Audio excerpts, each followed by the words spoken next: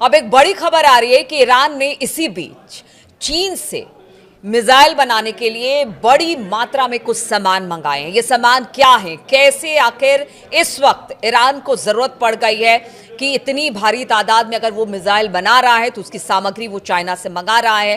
क्या कुछ इसको लेकर और अधिक जानकारी है, बातचीत करने के लिए मयंक है मेरे साथ। मयंक, देखिए, परमाणु समझौते के ऊपर तो बातचीत लगातार हो रही है और खामनी को भी हमने देखा कि उन्होंने कह दिया कि देखिए हमने जो कह दिया है उसी पर हम कायम रहेंगे, बातचीत आगे बढ़े चाहे ना बढ़े। इसी बीच अब ये खबर आ जा रही है कि मिसाइल बनाना चाह रहा है ईरान और इसके लिए वो जितने साजो सामान है उसने चाइना से डिमांड कर दी है। क्या क्या है इसके पीछे की सच्चाई और क्या कुछ मंगाया गया है चाइना से? देखिए, वेस्टर्न मीडिया में जिस तरह की खबरें आ रही हैं उसमें एक अहम खबर निकल के सामने ये आई है जिसमें कहा गया है कि ईरान की तरफ से अमोनियम परक्लोरेट ये मटेरियल बहुत बड़ी मात्रा में चाइना से मंगाया जा रहा है ईरान, और कहा जा रहा है कि इसकी मात्रा करीब 1000 मीट्रिक टन से भी ज़्यादा है। अब ये अमोनियम परक्लोरेट क्या चीज़ होती है? अमोनियम परक्लोरेट वो मटेरियल है जिसका इस्तेमाल मिसाइल के सॉलिड फ्यूल बनाने में किया जाता है। अच्छा। इसकी मदद से आप लॉन्ग रेंज बैलिस्टिक मिसाइल्स बना सकते हैं, और जो उसमें फ्यूल का काम करता है वो ये मटेरियल है अमोनियम परक्लोरेट, जिसका ऑर्डर ईरान की तरफ से दिया गया है चीन को। और ये बताया जा रहा है कि चीन के 2 शिप्स हैं, एक का नाम है गोल्बो और दूसरा है जायरान।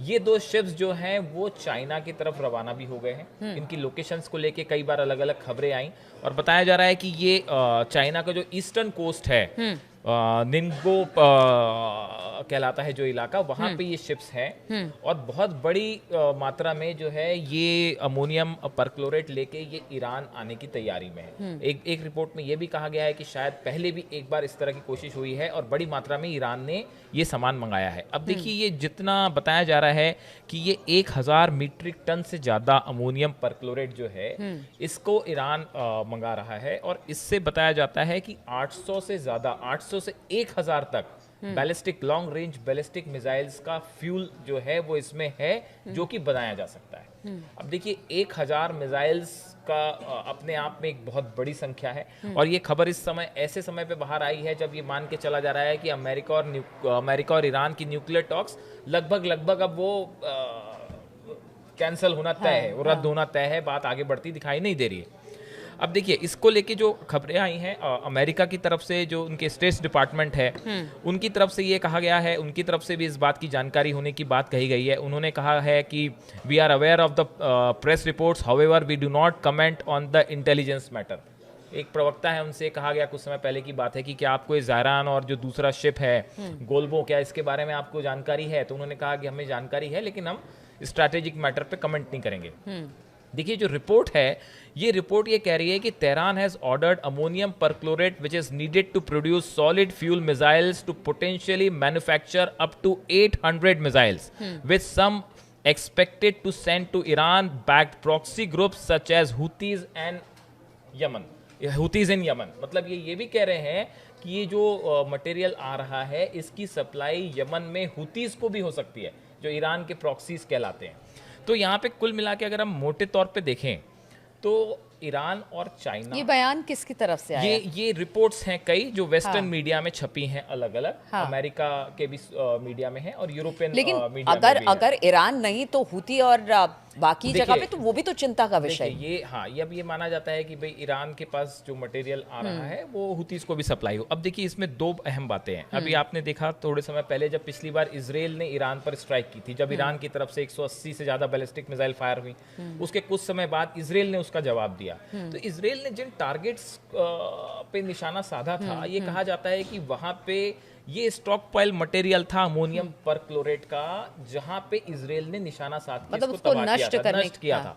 अभी आपने देखा थोड़े दिन पहले एक पोर्ट पे धमाका हुआ था ईरान में, उस समय भी ये कहा गया था कि वहां पे कंटेनर्स में बैलिस्टिक मिसाइल्स बनाने का सामान रखा हुआ था, और उस समय भी इस तरह की खबरें आई थी कि अमोनियम परक्लोरेट उन कंटेनर्स में था जिसको धमाके से तबाह कर दिया गया। और ये इस तरह की खबरें थी कि हो सकता है ये इजराइल की मोसाद ने इसको अंजाम दिया, इस पूरे ऑपरेशन को। तो अब देखिए, ईरान जो है, ये बात तो तय है कि अगर ये टॉक्स कैंसिल होती हैं अमेरिका के साथ या बात आगे नहीं बढ़ पाती है। तो अभी देखिए एक खबर आ रही है कि इजराइल की तरफ से कहा गया, नेतन्याहू कह रहे हैं कि भाई हमने ट्रंप को विश्वास दिलाया है कि जब तक आपकी टॉक्स कैंसिल नहीं होगी तब तक हम ईरान पे हमला नहीं करेंगे। ये नेतन्याहू कह रहे हैं। दूसरी तरफ से पुतिन ये कह रहे हैं, पुतिन के भी एंट्री हो गई है मामले में। पुतिन ये कह रहे हैं साहब कि अगर ये आपकी डील नहीं हो पा रही है तो हम इसमें मध्यस्थता करने को तैयार है। तो एक तरफ रूस ये चाह रहा है कि किसी तरह से एक समझौता हो पाए, एक निगोशिएबल स्थिति आ जाए और एक सम्मानजनक समझौता हो पाए। दूसरी तरफ बार बार इजराइल की तरफ से धमकी आ रही है कि अगर समझौता नहीं हुआ तो हम अटैक करेंगे। मेरी तो मयंक ये समझ में नहीं आता है कि अमेरिका समझौता करवाना चाहता है यूक्रेन रूस के बीच में, ईरान के और अमेरिका के बीच में अब रूस समझौता करना चाहता है। मतलब ये क्या है? ये आपस में एक तरह से उलझ भी रहे हैं, स्थितियां भी उस तरह से बन रही है, फिर समझौते की बात भी बीच में। मतलब स्थिति परिस्थिति को ये भी भांपने की कोशिश कर रहे हैं कि हो क्या रहा पूरे मिडिल ईस्ट में। और आप अगर आप ईस्टर्न यूरोप की बात करें तो यहाँ पे एक वॉर ऑफ हेजेमनी कहते हैं जिसे, अपने प्रभुत्व की लड़ाई छिड़ी हुई है कि चाहे वो यूक्रेन का मैटर हो, रूस का मैटर हो, चाहे वो मिडिल ईस्ट का मैटर हो। देखिए ईरान पे हमला करना आसान नहीं है, ये बात तो हर आदमी समझ रहा है। ये हर स्ट्रेटेजिस्ट जो है वो अमेरिका के भी समझ रहे हैं, इजराइल के भी समझ रहे हैं कि अगर आप ईरान पे हमला करते हैं तो उसका नतीजा होगा सीधा सीधा रशिया इन्वॉल्व है, सीधा सीधा चाइना इन्वॉल्व है। बैलिस्टिक मिसाइल्स जो इजराइल पे फायर की गई वो पूरी दुनिया ने देखा। तो ईरान पे हमला करना इतना आसान भी नहीं है कि जैसा नेतन्याहू कह रहे हैं कि हम आपके न्यूक्लियर इंस्टॉलमेंट्स को उड़ा देंगे, उतना आसान वो है नहीं। अब देखिए जिस तरह से ये रिपोर्ट्स आई हैं तो इस चर्चा के बीच में ईरान ने बड़ी जंग की तैयारी शुरू कर दी है, इसमें दो राय नहीं है।